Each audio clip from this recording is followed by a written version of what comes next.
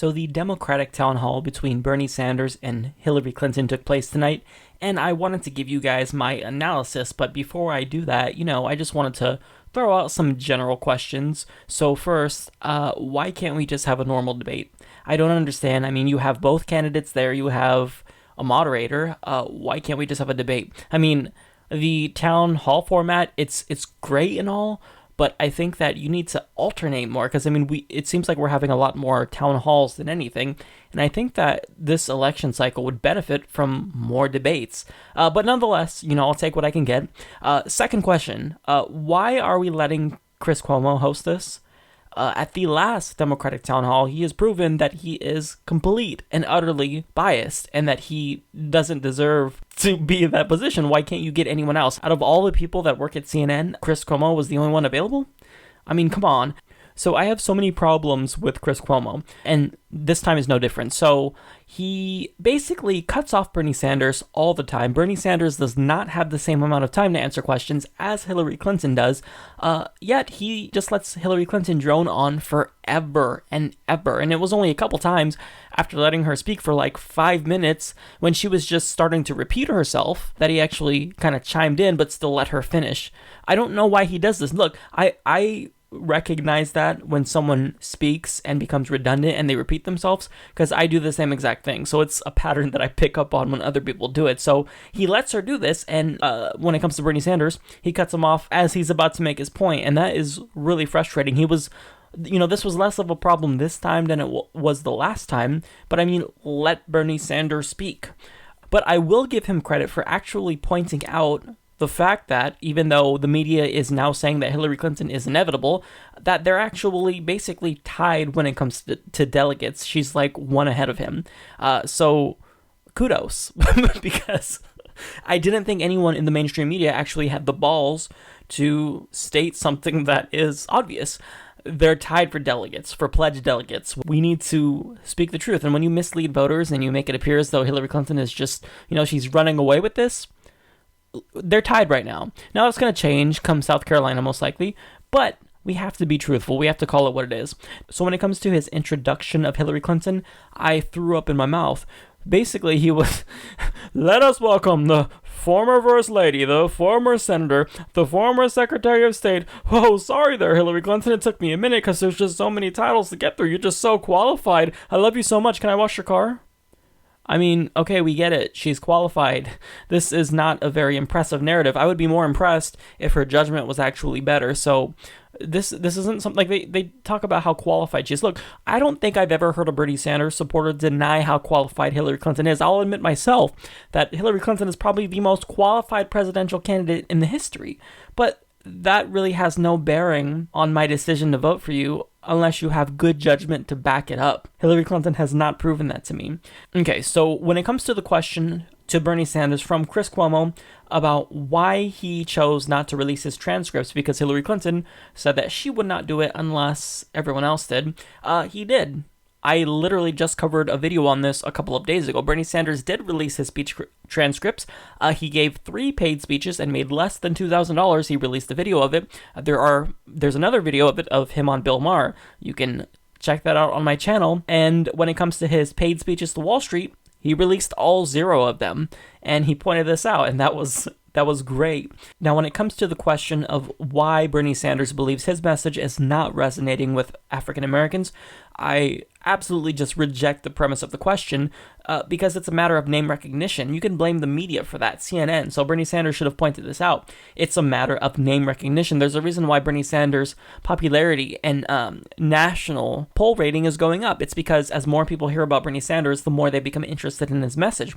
And even though he hasn't overtaken Hillary Clinton with respect to support from the African American community and Latino communities, with the exception of Nevada, of course, and younger Latinos, well, it's slowly happening. Everybody knows who Hillary Clinton is. Nobody knew who Bernie Sanders was prior to this election. So it's basically not the fact that, his message isn't resonating, because it clearly is. It's a matter of name recognition. That's his biggest hurdle that he must overcome.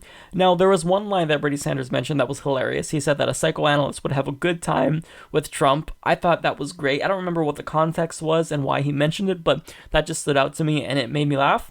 He did a really great job at thoroughly explaining how he's going to pay for different types of policies. And we saw a little bit of butthurtness from Chris Cuomo because he said, well, if you're a president, you talk about taxing the rich. Well, aren't you supposed to represent the rich? Aren't you being too divisive? Basically, he's saying, look, I'm rich, and why are you being mean to me? I'm only a millionaire. I want to be a billionaire someday. Look, shut up, Chris Cuomo. Stop. Go sit down. So that really bugged me because it's the rich who are really divisive. They talk about how liberals want to wage class warfare. No, class warfare has already been waged against the poor. We didn't initiate it. You guys drew first blood. So it's time that we actually get some of what we earn because we pay our taxes too and we don't get anything from that, okay? We get barely anything back from that, comparatively speaking with, European countries and whatnot. So it's time that we get our fair share. The rich have had their cake and they've been able to eat it too, and ours. But now it's time that we actually get our money back and get some investment in us because we pay taxes. Now, Chris Cuomo asked him about the 4 Democratic economists who said that his policy positions were basically delusional. You propose these things, it's, I forgot what the analogy was, something about a unicorn or a fairy or whatever with lottery tickets strapped to its foot. Just basically idiotic and condescending. They're acting as though these policy proposals like universal healthcare and free college tuition have never been done before. You can look to Chile, you can look to Sweden, Norway for free universal college, and you can look to basically every other modern nation for single payer or a national healthcare system of some sort. So I find this absolutely absurd to think that this is somehow delusional. What? Because we have a higher population? We spend more per capita than these other countries. Why can't we have a better healthcare system?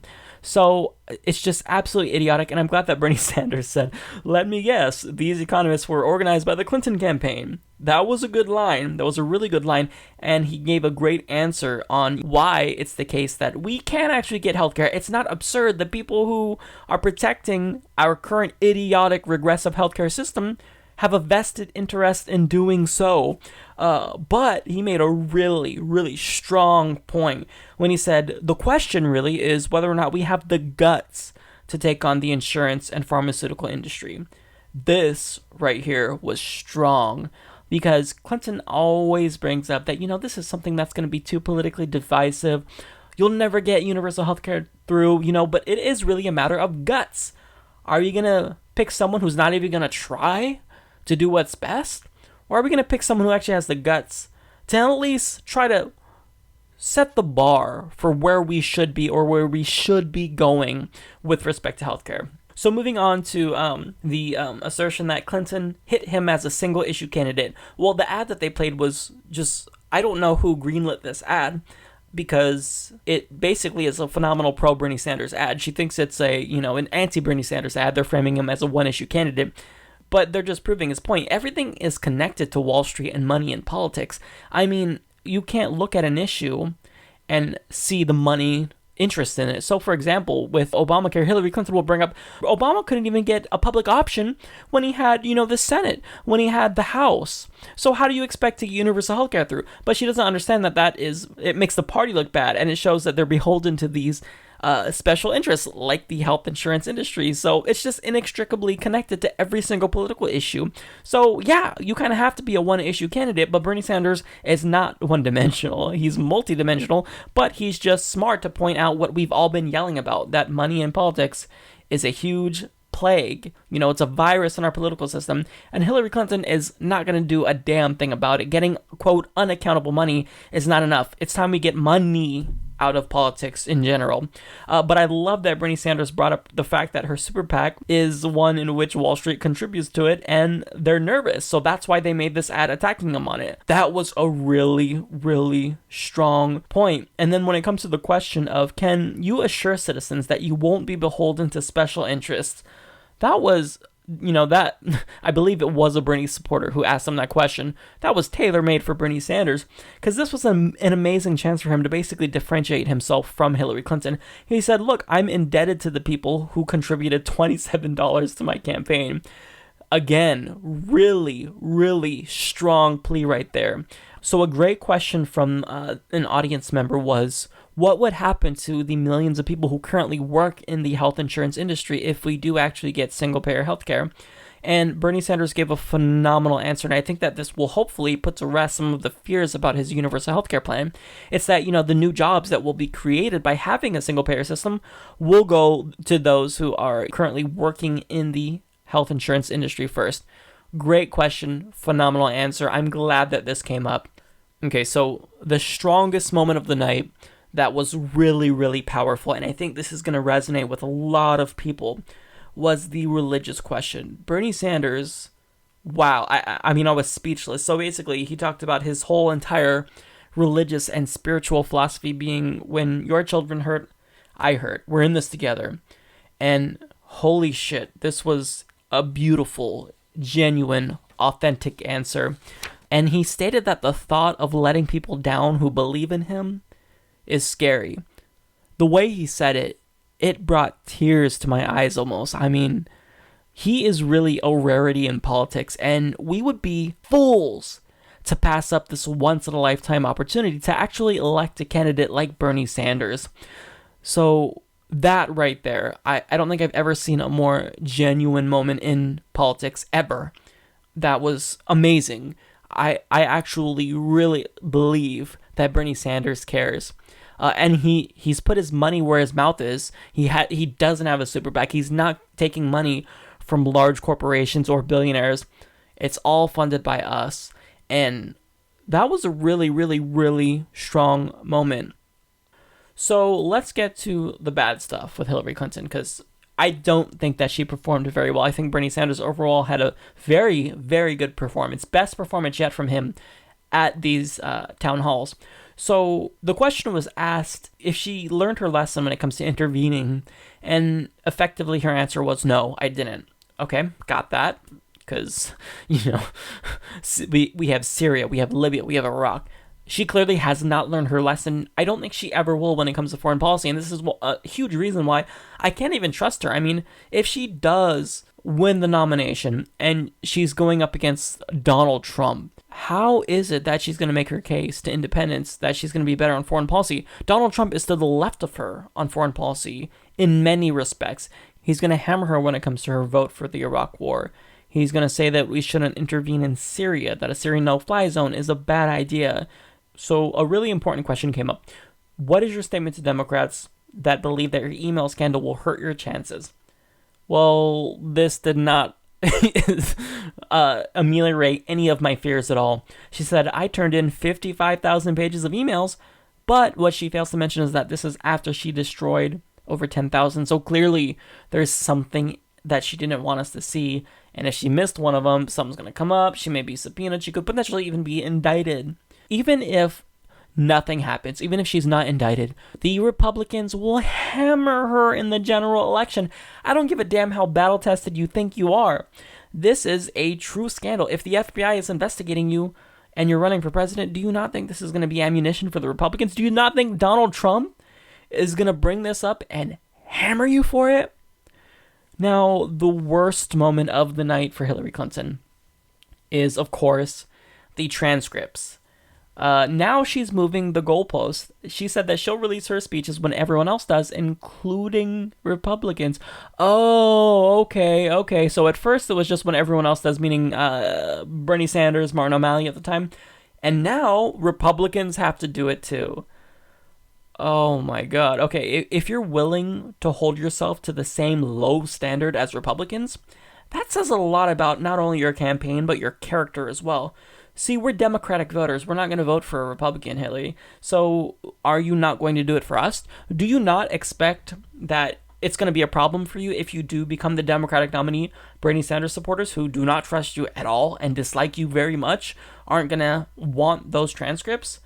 I mean, come on. You're going to make people so demoralized, so disenfranchised by what is seemingly a bad reason for you to withhold the speeches. So we're going to think that, this is crony capitalism, you're corrupt, you're beholden to Goldman Sachs, and what's going to happen? We're going to be demoralized and not want to vote. I'm not necessarily speaking for myself, but I'm saying that there's going to be a lot of people who will not want to vote for you because of this corruption. So, I think it's absolutely offensive for you to hold yourself to the same low standard as Republicans. If you want to be held to that low standard, go run on the Republican ticket, because you're close to them when it comes to foreign policy and many other issues. So why don't you go run with them? I don't get it. Terrible terrible answer. She looked horrific right here. She said, there is no unknown with me. I've been very transparent. That's bullshit. Then release your transcripts. If you're transparent, release the transcripts.